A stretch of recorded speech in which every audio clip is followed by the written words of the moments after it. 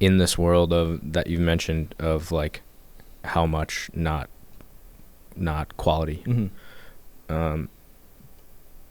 Why should a restaurant that is trying to make ends meet invest in a higher quality product with you? It's really, I feel like it's based on the chef who's actually putting out the dishes. A lot of the stuff that I have is finishing product, and I'm really searching for the place where this product can be used on a $40 dish. You know, not necessarily like use this cheese because it's a little bit cheaper or a little bit more expensive but a little bit better.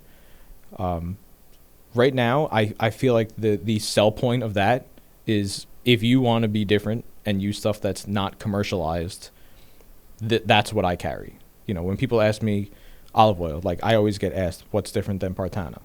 You know Partana. It's everywhere. It's the red and gold cans.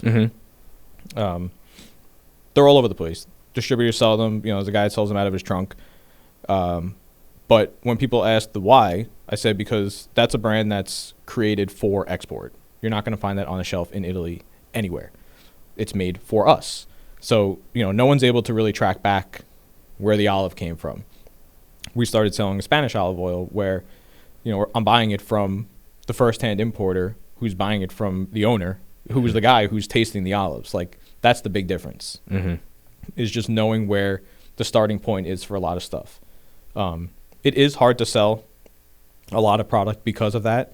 The olive oil game is just wild. You know, there's really no, there's not too much of an open market for that. I have to find people who aren't using bulk, like crazy amounts. Like, you know, some pizzerias just squirt it out like water. You know, they're getting whatever 4-3 liters for next to nothing. It's hard for me to make any money on that if I want to. I will go for like the higher end stuff where it makes a difference, where then, you know, it makes me look good to be able to post up my product in that spot being used. So it's not necessarily a need, it's more of a want. You know, I make products accessible that kind of sell themselves. Yeah. Well, I'm going to argue with you on that. I think it is a need for a certain place. Yes. Right? I say this about what we do.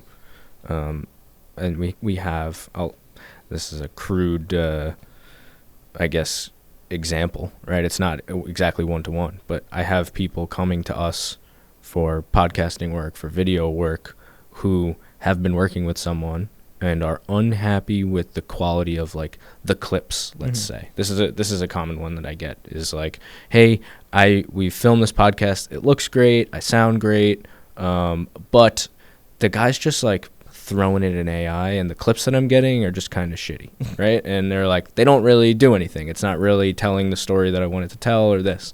So we have some people coming to us now that are like, we like the style that you're going with, we like the personal touch.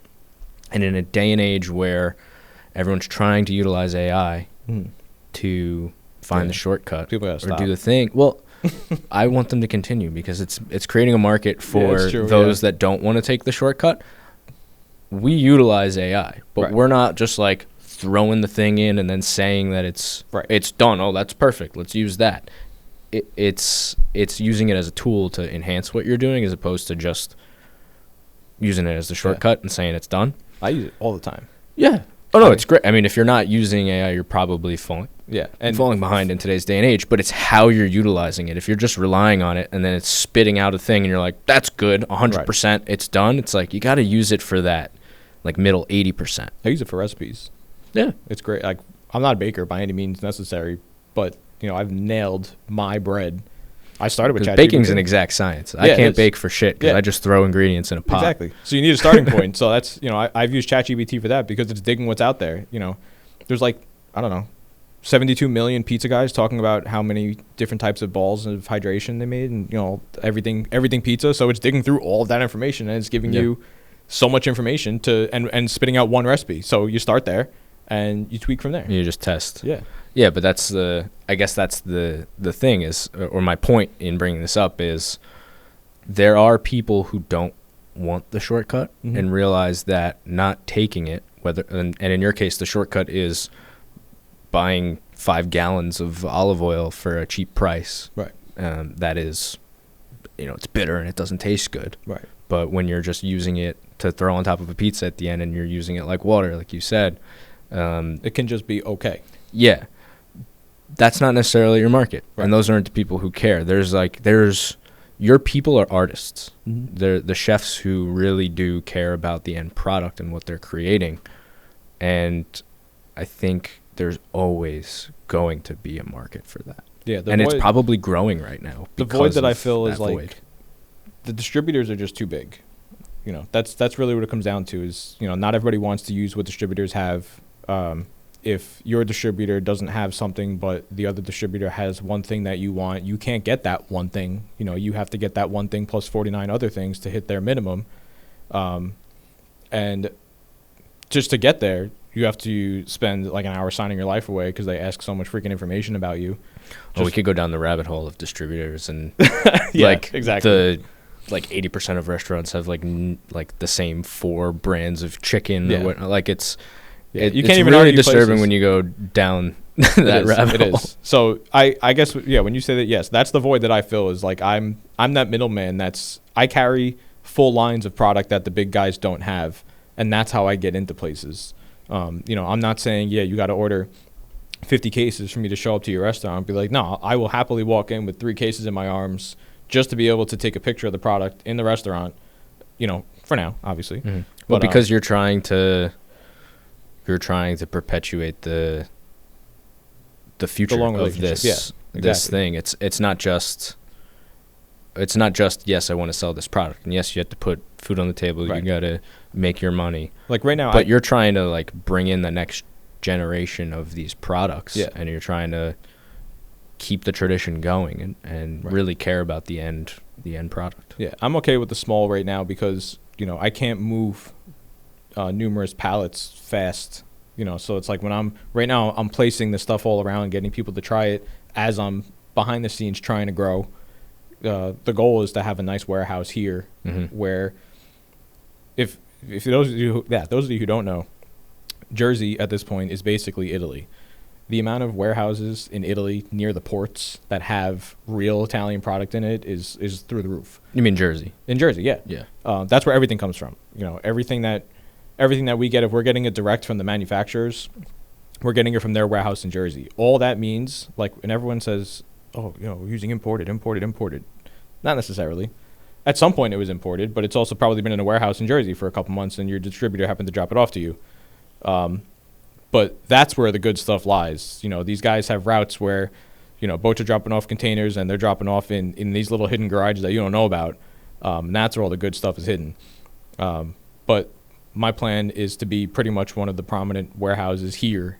That's like the extension of that, because I'm going to get all my stuff from there now, just to bring it this way. And what they're telling me is I'm one of the few people who is doing that, who's going that direction, taking it, not stopping in Manhattan or not going around Brooklyn and the boroughs, bringing that real stuff to Long Island. I'm one of the first doing it. And that just keeps opening up doors. For anyone watching how can they help you? As far as like customer wise, like how can I don't know. Spread the knowledge. What do you need help with? Spreading knowledge. Right now I think that's my biggest thing is I'm going to start really trying to educate people on what we have and why to use it and how to use it. So if there was one thing that you wanted anyone watching to know, what would it be? Read the back of your products. What should they be looking for? Anything that you can't pronounce shouldn't be in it. I like things that have not a single extra ingredient in it. Sauces, pastas especially, nothing enhanced. That's all stuff that you should look for. I get questioned about what pastas to buy in the supermarket. I don't know what brands are out there because I get anxiety when I walk down an Italian aisle with the amount of pastas and sauces. That's truthfully what started the one brand thing.